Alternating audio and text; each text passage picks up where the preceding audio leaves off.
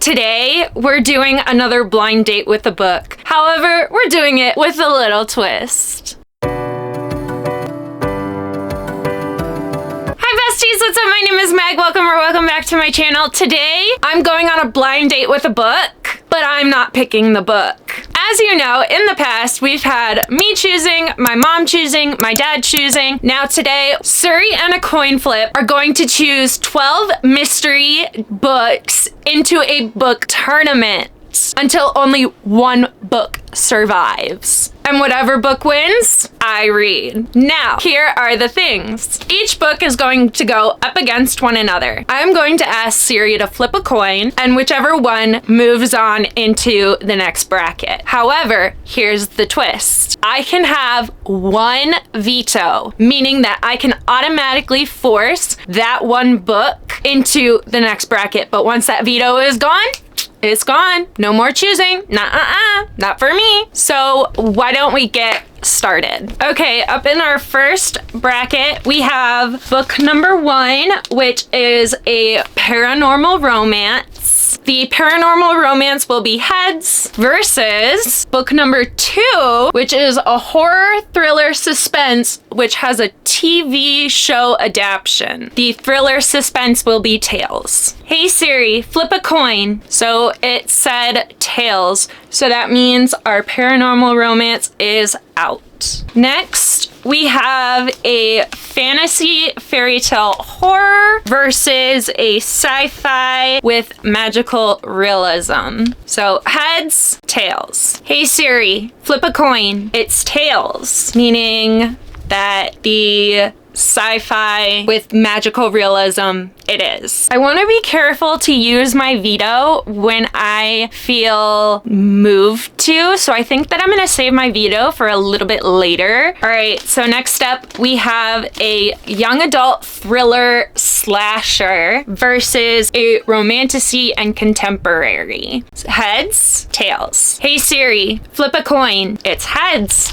So the YA slasher it is. Next up, we have a thriller mystery suspense with dark academia as heads, and our cozy fantasy mystery as tails. Hey Siri, flip a coin. It's heads. Suspense with dark academia. All right, next up is a romance fantasy contemporary, which is heads, and a YA fantasy, which is tails. Hey Siri, flip a coin. It's heads, meaning that our romance fantasy and contemporary is in the running. Next up is, this one doesn't really say what kind of genre it is. It just more so gives tropes, but what it looks like, it says it's a mythical legendary reimagining. So we're gonna go with that. So the reimagining, which is heads, versus a romance, domestic fiction, and southern fiction, which is tails. Hey Siri, flip a coin. It's tails. We got our southern fiction. Going back to the beginning, we have our horror thriller suspense with the TV adaptation as heads versus our sci-fi with magical realism as tails. Hey Siri, flip a coin. It's tails. Our sci-fi with magical realism is in. Next, we have our YA thriller slasher heads versus our thriller mystery suspense with dark academia tails. Hey Siri, flip a coin. It's tails. I was kind of hoping that we would get the dark academia. Okay, so as I was making the PowerPoint that kind of shows how the books went about, I realized I made a big human error. I completely just negated one of the sets of books for Siri choosing our blind date with a book. I'm pretty upset over the fact, but like honestly, there's nothing I can do at this point, so we just gotta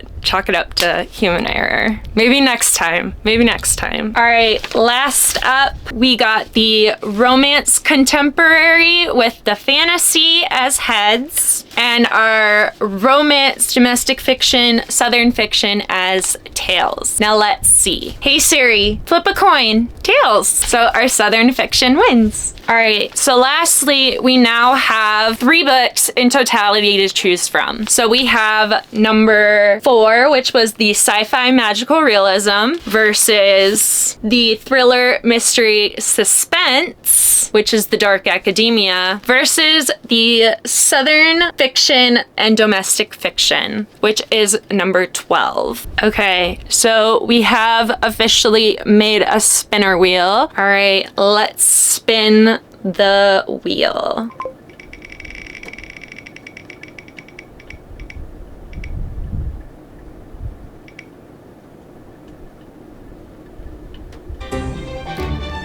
Oh, number 7. What was our number 7? Oh, the thriller suspense with the dark academia one. Oh, okay.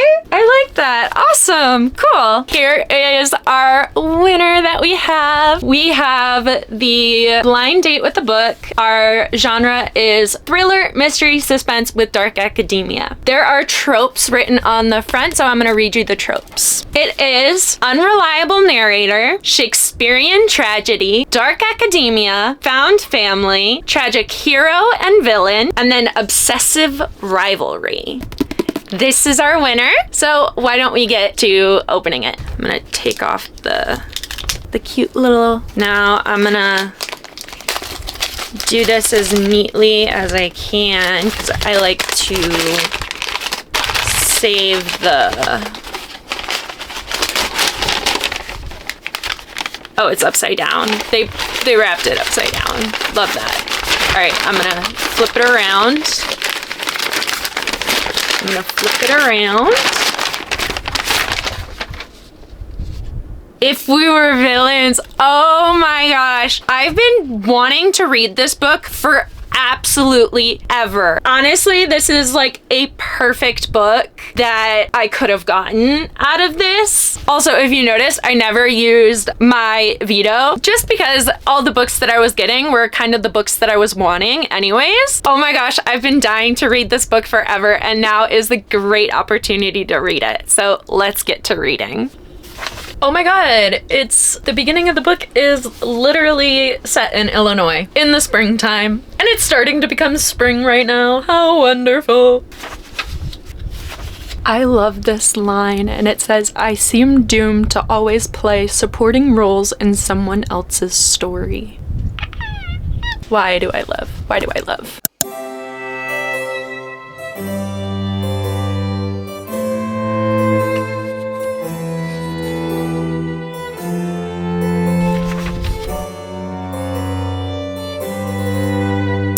Oh my gosh, I love that instead of it being like chapter 1, chapter 2, chapter 3, it's called scenes. So like I just finished chapter 1 and I'm on to chapter 2, but it's called scene 2. I love that. It's got a mixture of like how you would read lines from like a play versus how you would regularly read a book. It'll have them bickering back and forth, but then it'll be regular line work that you would see in a regular book, but then it would go, Ren, to hell with it, Alexander, that's the spirit, Ren, I'll just do Isabella, Felipe, just go to bed. I appreciate it. I like these small little, like how you can tell that it's definitely like that it's written in like a play format. I'm starting to see like little character changes because apparently throughout this program that our 7 main characters go through, each year students get dropped. So by the 4th year, there's only 7 of them left. That's why there's only 7 of them in like their so-called graduating class. And I know that there's supposed to be an unreliable narrator. I'm not quite sure if this is just based on how Oliver is perceiving things, but because that's who we are following right now. We are following Oliver Marks. And as the thing is going on, I'm seeing these little things pop up being like, oh, they're easily arguable. They're having a harder time differentiating what from what. I am enjoying it so far. We're that far of the way through the book. We are on page 53, scene 12. I have 26 pages left of the way to go till I'm at Act 2. So far, we're really enjoying it. I'm liking seeing the bits of personality that we are getting. However, since we got the tropes from the blind date, we know that it's an unreliable narrator. Therefore, I assume Oliver is the unreliable narrator. So I'm not quite sure how he was the one who ended up in prison. So I'm really excited to find out like what actually happened. Just read the prologue of Act 2, and it talks about how he's going to finally tell the story and hopefully make sense. Oliver says, "Where do you want me to start?" He shrugs. "Wherever you think is best. See, Oliver, I don't just want to know what happened. I want to know the how and the why and the when. I want to make sense of it." Knowing that there's an unreliable narrator, I'm not sure what's really going to be said. I'm just not sure. I don't know. So far, I'm really liking the book. We are that far of the way through. I'm gonna see how much exactly I can get done today. Let's get back into reading.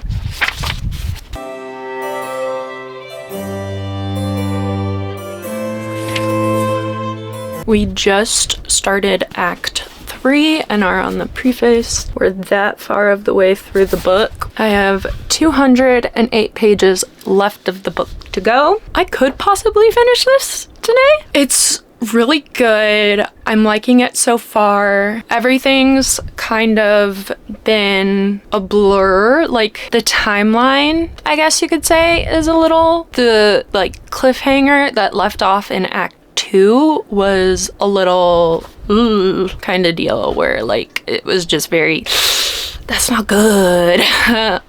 So that's just kind of where we're at. So far, I'm really liking the book. I think that this is really well written. I'm not too sure how I feel about like the Shakespearean part about it, where it says like Shakespearean lines, and like because I wasn't that big into Shakespeare, like I don't understand that. So I'm not necessarily gonna know. But yeah, that's kind of where we're at. So far, we're really liking it. So we have, in totality, there's 7. There's Oliver, James, Richard, Alexander, Philippa, Meredith, and Ren. I really want to know why Oliver was sent to jail. Like, that's very interesting to me, and I'd really like to know. Like, that just sounds... That's what's carrying me through this novel, is like, how did he get there? I'm the kind of person that's like... Even if something gets spoiled for me, I still want to know, and like if a show gets spoiled for me, I'm the kind of person that will still watch the show all the way through because I want to know what happened to get that character to where they're at. And I think that's just me and my take of like, I prefer the characters necessarily over the plot. I love when characters can grow into who they become, whether they become stronger, whether they become a villain, whether they become something entirely different. I love the growth that a character can go through. I love the emotional damage that they can also go through as well, because it just shows that like human condition, like even if it's in a fantasy, I think constantly of the series Throne of Glass, like constantly the last book, Kingdom of Ash, like that. If you know, you know. There's one scene where, in particular, in my mind, can't say anything because it's a spoiler, but I constantly think of that one scene, and even though it's in a fantasy world where a lot of this, it doesn't exist in our world, it still showcases how human someone can be and how broken they can become and how they can grow from that brokenness. I love the growth of characters. Okay, loves, we are now that far into the book. We have 137 pages left for us to go. So far, I'm really enjoying it. It's really starting to give off the paranoid vibes. They're all acting very paranoid. They're all acting different. And like the thing is these guys are actors. And Oliver, I believe. But at the same time, I read The Silent Patient and I thought, oh yeah, that's how that's supposed to be. Like, no, what? The whole point of a book is to throw you off, and I know that it's an unreliable narrator, but like, I can't help but believe Oliver's story. I don't know. Like, I genuinely do not know. Genuinely.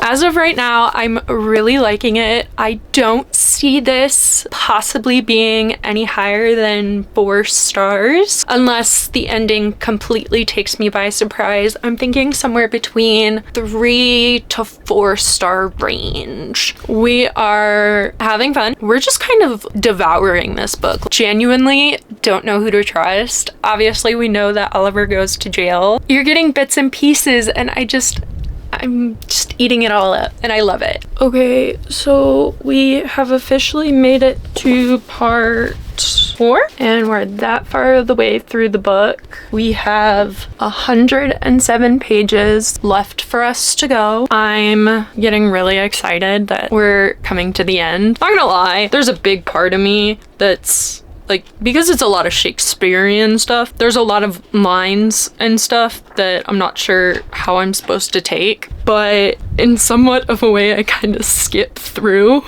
all of the Shakespearean talk. Like, this whole page right here was just straight up like them in the play, and I was just skipping through reading the words that I could actually read because I don't understand. I don't understand the Shakespearean thing.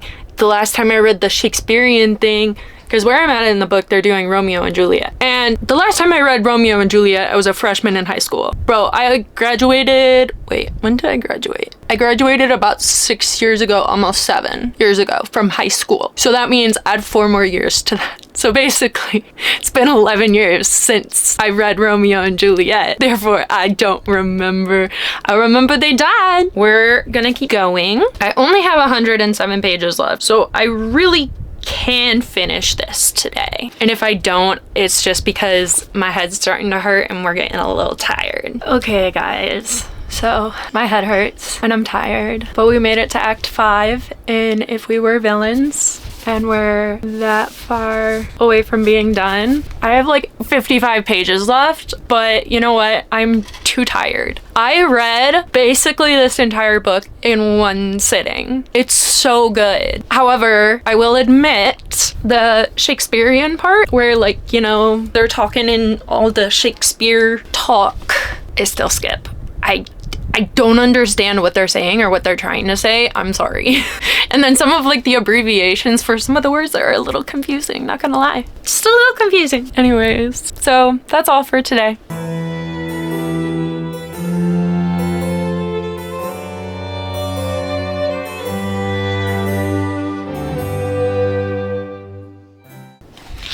So we just finished If We Were Villains by M.L. Rio, and oh my gosh, I cried a little bit. However, I'm going to give this book a 3.75 stars. I enjoyed it a lot. The thing that didn't necessarily make it a full 4 stars for me was the fact of that I was skipping a lot of like the Shakespearean text because I don't really understand that language, and it's been a while since I've really seen it or read it. But anyways, I definitely think that it was well written. I love the fact that it was written from the fact of you already knew who was convicted for said crime, and it really did go to show how everything had happened, and the friendships, the relationships, the revenge, everything about it was just so immaculate. I really like it. I'm now really wanting to read more of M.L. Rio's work.